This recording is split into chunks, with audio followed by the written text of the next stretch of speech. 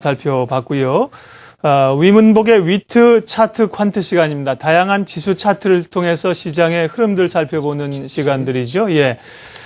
지금 이제 1시 50분 지나고 있는 상황인데요. 지수 잠깐 보고 가도록 하겠습니다. 코스피 좀 보여주십시오. 1965죠? 예, 24포인트가 올랐습니다. 1.2%. 코스닥이 그동안 잘 달렸는데요. 560에서 조금 주춤하면서 오늘 5포인트 정도 조정을 받고 있습니다. 예. 위문복 팀장님 스튜디오에 모셨습니다. 어서 오십시오. 네, 안녕하십니까. 네. 오늘은 제가 위 팀장님하고 일어서서 악수를 한번 해야 할 일입니다. 네. 왜 느닷없이 방송 중에 또 위문복 팀장이랑 악수를 이렇게 하느냐. 이 코너를 계속 보신 분들은 제가 왜 악수를 했는지 아실 거예요. 위문복 팀장님은 아세요? 제가 왜 악수를 하자 그랬는데? 오늘은 마지막 방송이니까. 이 때문에 땡입니다. 땡. 예. 예. 그동안 사실은 4월부터 해서 강세론을 많이 펼치셨고요. 4월장이 어려웠잖아요. 굉장히 어려운 국면이 있었고 4월 말까지 이 36개월 이평선을 돌려놓으면 해볼 만하다. 그렇지만 사실은 1900선이 위협받고 상당히 어려웠어요. 이게 쉽지만은 않았는데 지금 그 위로 돌려놨단 말이에요. 그저께 제가 그 말씀을 드렸고, 오늘은 이제 1960선 위에 올라와 있어서, 투자자들에게도 다시 좀 월봉상 봤을 때 우리가 투자의 희망을 좀 가질 수 있다. 그래서 제가 악수를 좀 청한 거고요. 예. 어쨌든 간에, 월봉상 이제 좀 중요한 지수대는 좀 회복을 했어요, 지금. 예. 그러면 이제 추세를 좀 복귀로 봐도 되는 건지 어떻게 보세요? 네, 이번 달은 일단은 위기는 모면을 했습니다. 지금 4년 동안 월 중에 계속 깼었어도 월말에는 항상 36개월 이평선을 회복해 놨거든요. 제가 36개월 좀 이따 설명해 드리겠지만 저는 주식시장의 생명선이 36개월 선이다. 이것은 통계적으로도 우리나라 60년 동안의 주순환 주기가 36개월이기 때문에, 즉 3년이기 때문에 이 선이 중요하다. 특히 월말까지 두고 보자라고 1, 2주 전부터 계속 말씀드렸는데 다행스럽게 어제 오늘 해서 회복을 했습니다. 그러나 다음 달은 이 선이 1945로 올라오거든요. 매달 올라옵니다. 그러니까 지금 이렇게 끝나면 한 20포인트밖에 여유가 없거든요. 그러니까 다음 달도 또 아마 또 싸움을 하는 지지력 테스트라는 그런 과정이 있지 않을까라고 그런 생각이 듭니다. 그렇지만 시간을 너무 끌었기 때문에 특히 제가 4월 달에 좀 강세가 와야 된다는 지표는 다른 지표들도 여러 가지 봤었습니다. 근데 4월 달에 낙폭은 줄이고 월말까지는 좀 많이 강세로 돌려놨기 때문에 낙폭을 줄였지만 다른 보조 지표들이 즉 기저효과죠. 12개월짜리 월봉에서는 단기 이평선이라든지 스타캐스틱이라든지 여러 가지 지표들이 조금씩 악화가 되고 있어서 그게 조금 우려가 되기 때문에 5월 달도 긴장의 끈을 좀 놓지 마십시오라는 말씀을 좀 드리겠습니다. 네, 이제 1936이 5월이 되면 1945가 되는군요. 새롭게 추세를 지켜나가야 될 선이 1945로 오릅니다. 아직은 그 선 위에 있는데요. 이제 차트를 좀 보면서 현재 흐름 어떤지 앞으로 예측 좀 해주십시오. 제가 이 방송 출연한 지가 한 2년 됐는데요. 2년 전에 나올 때도 시장이 와장창 무너져서 1644까지 빠졌습니다. 그때 들고 나왔던 지수가 바로 36개월 이평선입니다. 그때는 아주 강한 반발력으로 회복을 했고요. 그 중간에도 1700도 깨고 1800도 깨고 이렇게 할 때마다 제가 36개월로 어떤 반등의 어떤 근거를 제시했는데 그게 왜 이렇게 위 팀장은 60개월도 있고 120개월도 있고 여러 가지가 있을 텐데 왜 하필이면 36개월이냐라는 것을 옛날에 갖고 나왔던 자료를 같이 갖고 나와서 한번 그 근거를 좀 설명을 해드리도록 하겠습니다. 자료 화면을 좀 보시죠. 네, 이거 보신 분도 있을 겁니다. 지금 차트는 100년 전의 다우존스 차트입니다. 100년 전. 왼쪽에 조선총독부 도장이 찍혀 있듯이 미국이 다우존스의 주가를 연구를 조선총독부가 다우존스 주가를 연구했었을 때 보면 저는 이제 1차 대전 때문에 연구를 했었던 거거든요. 그런데 밑에 여기에 보니까 우선 333 이렇게 쭉 있습니다. 구간이. 자세히 보니까 이게 단순한 주기라고 돼 있어요. 장순한 주기라는 것도 있고요. 즉 다우존스의 마켓의 순환 주기가 3년이라는 그런 얘기였습니다. 그래서 좀 그때부터 좀 유심하게 봤었는데 또 우연치 않게 또 미국의 블랙먼데이를 연구를 하게 됐었어요. 87년에 블랙먼데이가 왔는데 과연 1000포인트에서 10,000포인트까지 한 20년 동안 오를 때 과연 어떤 추세를 가지고 움직였을까라는 데 착안해서 주가를 좀 봤는데 블랙먼데이 때도 요 빨간색 선이 36개월 선입니다. 이때도 마찬가지로 지난주, 지지난주에 우리가 깜짝 놀랐을 듯이 36개월을 깼었습니다. 얘네들도 여러 번 깼었죠. 이때도 깼었었고요. 그런데 월말에는 한 번도 안 깼습니다. 이러고서 23년을 올랐어요. 1000포인트에서 10,000포인트까지. 그래서 우리 주식시장도 그런 근거가 있지 않을까라는 생각으로 제가 분홍색 선인 36개월입니다.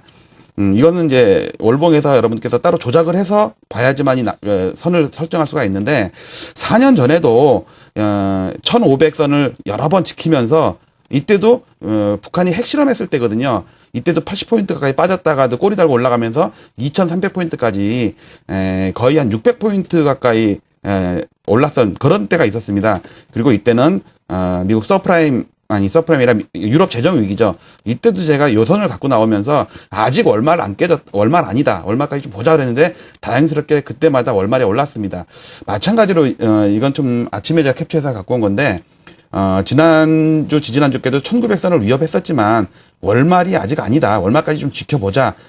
좀 숨을 돌릴 수 있다라는 말씀을 드렸는데 마침 오늘 월말인데 1965선, 6선까지 왔기 때문에 꼬리를 길게 달면서 올라왔습니다. 문제는 그 다음 달, 내일부터 5월달이 되면 이게 1936이 아니라 1945로 9포인트가 올라갑니다. 그 다음 달에도 7, 8포인트씩 올라가겠죠. 그러면, 만약 여기서 이렇게 2년 동안 테스트했던 것처럼 테스트할 거냐. 그럴 수만은 없겠죠. 저는 그래서 좀 많은 고민이 됩니다. 요 선이 무너졌을 때 어떤 현상이 있었냐면, 96년에 무너졌을 때는 IMF가 왔습니다. 1000포인트에서 277포인트까지 빠졌죠.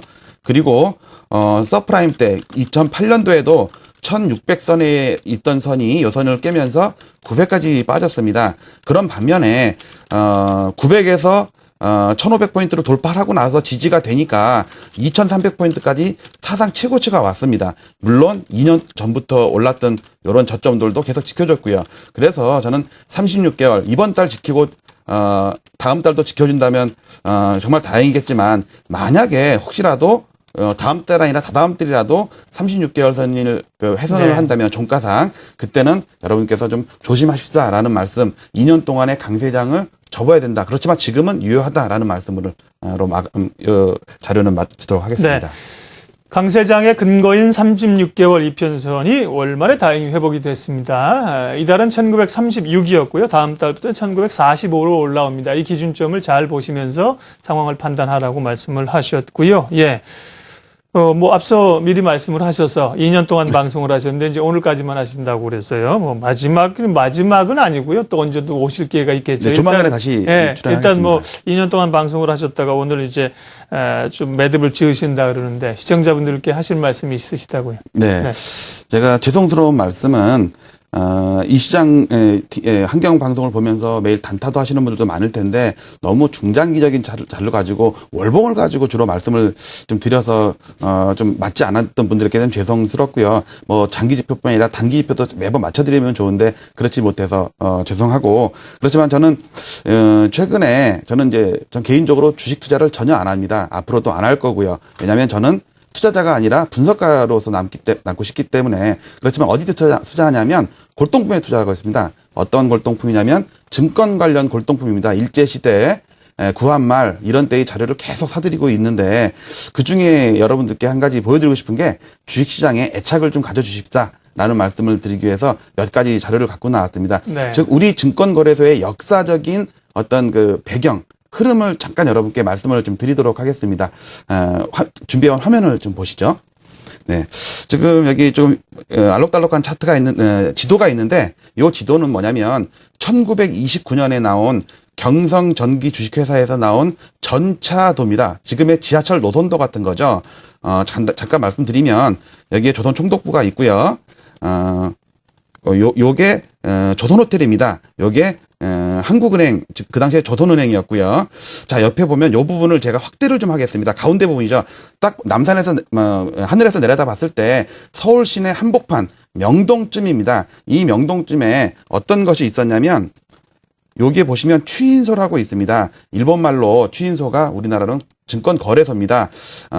여기 경성전기 자기네 건물이니까 일부러 과도하게 좀 크게 놨는데, 여기 한국은행 지금의 이제 화폐박물관이겠죠. 여기를 지나서 롯데백화점 가기 터닝할 때 여기에 증권거래소가 있었습니다. 100년 전에 우리의 할아버지의 아버지들이 매매를 하던 그 증권거래소입니다. 요것도 잠깐 요거를 그림이 아닌 당시에 전경, 서울 시내의 경성의 전경을 잠깐 보여드리겠습니다. 이게 조선총독부 자리고요. 여기 서울시청 자리입니다. 그리고 여기 한국은행 화폐박물관이고요. 이쪽에 좀 나오진 않지만 명동 성당이 있습니다. 여기서 요 자리가 롯데백화점인데 한국은행에서 남대문을 지나서 조선호텔을 지나서 쭉 지나갔다 보면 이 정도 가면 여기에 요 동그란 건물 보이실 겁니다. 요 건물이 조선증권현물 취인소 1920년에 만들어진 즉 79년 여의도로 거래소가 옮겨오기 전까지 매매가 됐었던 장소입니다. 네. 또 한 가지 재미있는 사실은 여기서 박정희 그때 당시에는 이제 소장이었죠. 여기서 사형 선고를 받았던 그 건물입니다. 이제 구속돼 있을 때 지하에 갇혀 있었던 그래서 아주 유래가 있던 건물인데 네. 요것을 이런 자료를 제가 계속 사모으고 있는데 잠깐 또 한 번 보면 요게 지금 보는 남대문 쪽에서 이제 한국은행 조선은행이죠. 그 당시에 화폐박물관을 지나서 롯데백화점 쪽 가다 보면 여기에 건물이 있습니다. 이렇게 크게 보이죠? 요 건물이 경성 주식 현물 취인소입니다. 요 건물을 마지막으로 여러분께 보여드리면서 마무리 짓도록 하겠습니다. 우리나라 증권 역사가 1896년에 인천에 미드 선물 취인소가 생기면서부터 시작된 아주 우리나라도 역사가 깊거든요. 근데 많은 사람들이 당장의 매매를 이렇게 하다 보면 과거를 좀 잊을 때가 있습니다. 그래서 우리도 주식시장의 참여자로서 우리 선조들이 어떻게 매매를 했고 주식시장을 이끌어 왔는지 그런 것도 네. 한번 생각을 하면서 또 한편에서는 제가 계속 이런 걸 연구하고 있으니까 또 나중에 출연해서 뭐 증시뿐만 아니라 이런 자료 같은 것든지 또는 제가 지금 회사 블로그랑 페이스북을 운영을 하고 있고요. 신문에도 좀 기고를 하고 있으니까 저를 볼 수 있는 네, 시간은 많이 있을 있다. 겁니다. 그러니까 알겠습니다. 조만간에 한경에 다시 나올 때 그때 여러분 찾아뵙기로 하고 그동안 부족했던 점 많이 용서해 주시고 더욱더 노력해서 여러분께 네. 좋은 시황 말씀드리도록 하겠습니다. 네. 그동안 감사했습니다. 예, 긴 흐름으로 보자는 거죠. 역사를 보고 역사를 통해서 배우고요. 예, 위문복의 위트 차트 퀀트 하나대투증권 멘토스 팀 위문복 팀장 함께했습니다. 고맙습니다. 네, 수고하셨습니다.